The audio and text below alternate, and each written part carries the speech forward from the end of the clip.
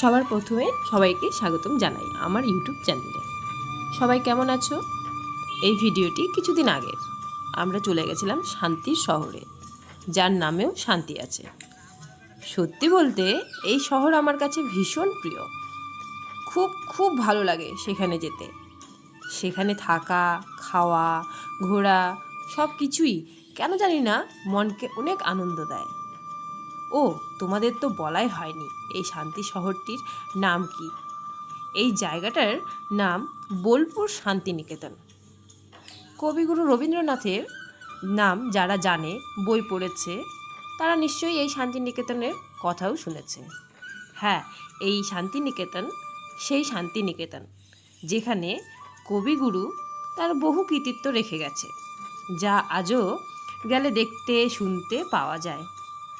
আজও সেই জায়গার অস্তিত্ব রাখার জন্য নানান লোক রাখা হয়েছে রক্ষণাবেক্ষণে।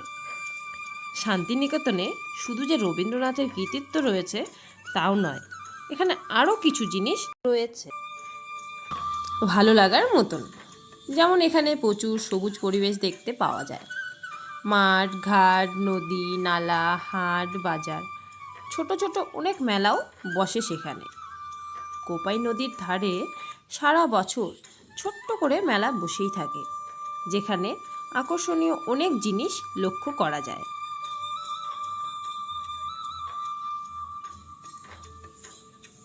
তারপর তো অনেক নামকরা পৌষ মেলা, সোনার ঝুড়ির মেলা দেখতে পাওয়া যায়।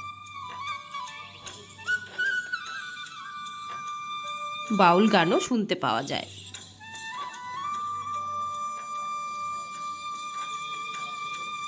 শান্তিনিকেতনে আজও অনেক অনেক পুরনো দিনের জিনিসপত্র, নানান স্মৃতির মুহূর্তগুলোকে ধরে রাখা হয়েছে।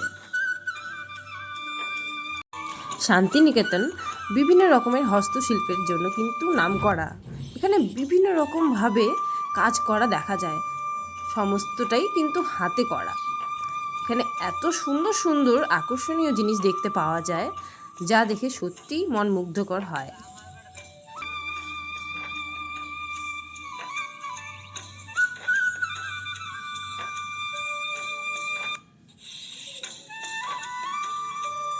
শান্তিনিকেতনে শুধু পশ্চিমবঙ্গ রাজ্যেরই ঐতিহ্যকে ধরে রাখা হয়নি, তার সাথে বাকি রাজ্যগুলোরও ঐতিহ্যকে বেশ সুন্দর করে ধরে রাখা হয়েছে।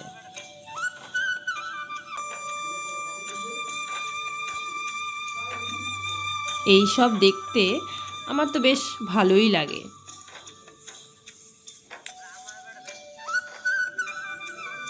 প্রতিটা দেওয়ালে যেভাবে অঙ্কন করা আছে সেগুলো দেখে এক পলকে কিন্তু চোখ সরানো যায় না। সত্যি খুব সুন্দর, আর সাথে খুব সুন্দর করে সাজানো আছে বাকি সব কিছু।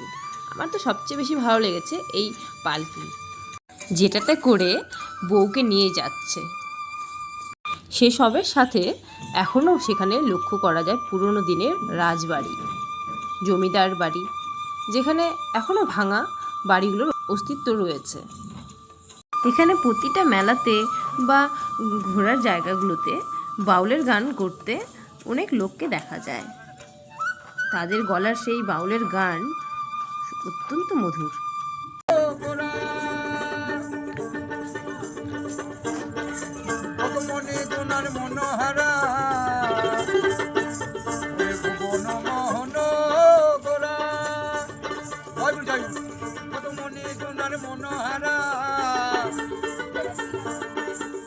রাধা নামে পাগল হয়ে থাকবো মাগো না, রাধা নামে পাগল হয়ে থাকবো মাগো না, না না মাগো না ছেড়ে দেব না। শান্তিনিকেতনে পৌষ মেলা, সোনার ঝুড়ি মেলার মতন একটি বড়সড় মেলা হয়, যেটার নাম হচ্ছে শিল্প মেলা। এই মেলার মধ্যে প্রচুর লোকের ভিড় হয়, আর সেখানে বিভিন্ন রকমের অনুষ্ঠানের আয়োজন করা হয়। শিল্প মেলা থেকে বেরিয়ে আমরা সোনার ঝুড়ির মেলাতে চলে এসেছি, যেখানে এসে দেখি বাবারে বাবা কি ভিড়! আর ভিড় হবেই না কেন, এত সুন্দর সুন্দর জিনিস সেখানে রয়েছে যে মানুষের ভিড় হতে বাধ্য। সত্যি একবার হলেও যদি কেউ এই মেলায় যায়, কিছু না নিয়ে ফিরতে পারবে না। হাতে বোনা বা হাতের কাজ করা এত এত জিনিস রয়েছে সেখানে যে নিতে হবেই হবে। আর এই হাটটি হচ্ছে কোপাই নদীর পাশের। সকালবেলা তারা এসে সবে বসছে আর আমরা তখনই হাঁটতে বেরিয়েছি বলে ভিডিওটি করে নিয়েছিলাম।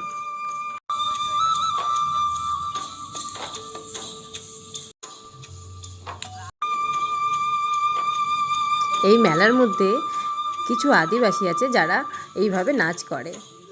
আমরাও কিন্তু করেছিলাম, যদিও নাচতে জানি না, জাস্ট তাদের সাথে হাতে হাত ধরে একটু ঘুরে ঘুরে আমরা নাচ করেছি। এটাকে নাচ অবশ্যই বলে বলে মনে হয় না।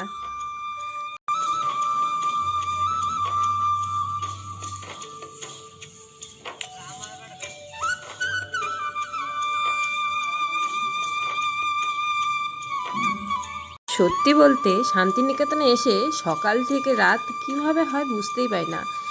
এত সুন্দর সুন্দর জায়গা আর এত সুন্দর সুন্দর পরিবেশ আর মেলা, যা দেখে সময় কিভাবে চলে যায় কিছুই বোঝা যায় না।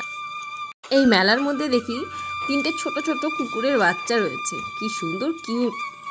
আর ঘুমোচ্ছে তারা, তাদেরকে অনেক জাগানোর চেষ্টা করলাম কিন্তু তারা কিছুতেই উঠলো না ঘুম থেকে।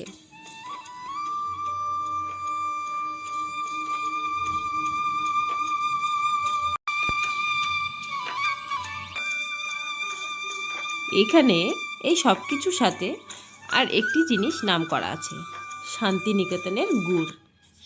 যেই গুড়ের লোভেও অনেক মানুষ বাইরে থেকে এসে ভিড় করে।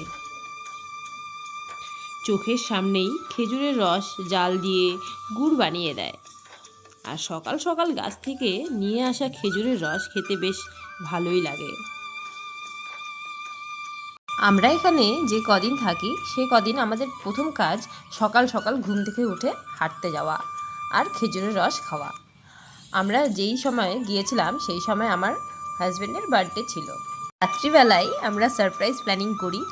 আমরা যেখানে ছিলাম সেইখান থেকে কাছে পিঠে কোথাও কেকের দোকান নেই, তাই যেটা পেয়েছি সেটা দিয়েই কোনো মতে আমরা বার্থডেটা করলাম রাত্রিবেলায়।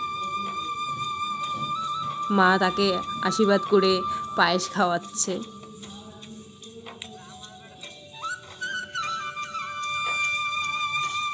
আর আমি বেলুন নিয়ে গিয়েছিলাম, বেলুন দিয়ে সাজিয়েছি। জানি তেমন একটা সাজাইনি, কারণ লোকের বাড়ি তো তেমনভাবে সাজানো যায় না, তাই সাজাতে পারিনি। ছোটোখাটো হলেও কিন্তু আমাদের সারপ্রাইজ প্ল্যানিংটা খুব ভালো ছিল। তারপর রাত্রিবেলায় আমরা একটি রেস্টুরেন্টে যাই ডিনারের জন্য।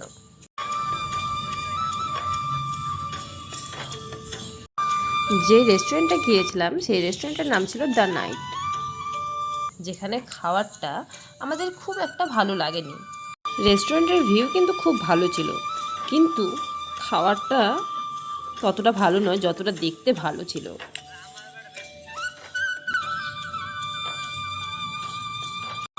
আমরা যে রেস্টুরেন্টে গিয়েছিলাম সেইখানেও কিন্তু আমার হাজব্যান্ড কেক কাটিং করে। রেস্টুরেন্টের স্টাফদের বলে রেখেছিলাম আমাদেরকে একটা কেক অ্যারেঞ্জ করে দিতে।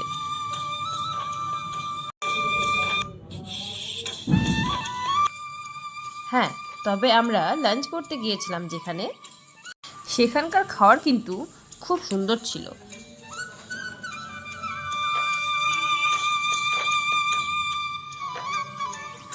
ভেজ ননভেজ থালি ছিল বাজেটের মধ্যেই।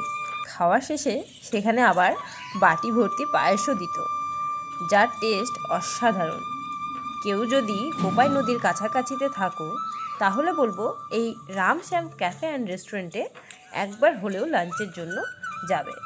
সত্যি বলছি, খুব ভালো লাগবে। যারা প্রকৃতিপ্রেমী তারা একবার হলেও ঘুরে এসো, খুব ভালো লাগবে। আমার তো এখানে এলে ইচ্ছেই করে না যে ফিরে যাই, মনে হয় শান্তিনিকেতনেই থেকে যাই।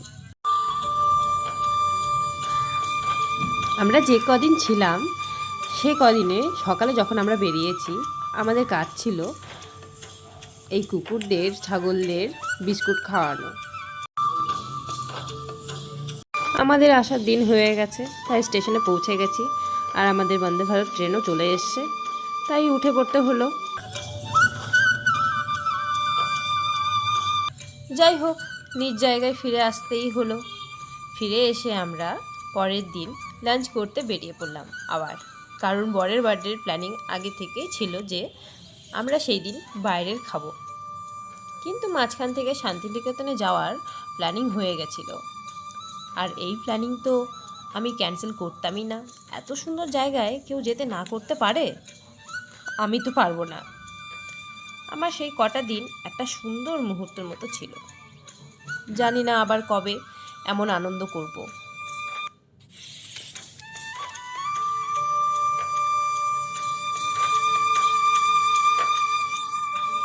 একটা কথা সবাইকে বলতে চাই, যদি কখনো চান্স আসে আনন্দ করার, তো কিচ্ছু ভাববে না, আগে আনন্দটা করে নেবে। কারণ আনন্দ করার জন্য কোনো প্ল্যানিং করলে হয় না, বা পরে করব, এখনও অনেক সময় আছে বললেও হয় না। আজকের মতো এইটুকুই। টাটা বাই, সবাই ভালো থেকো।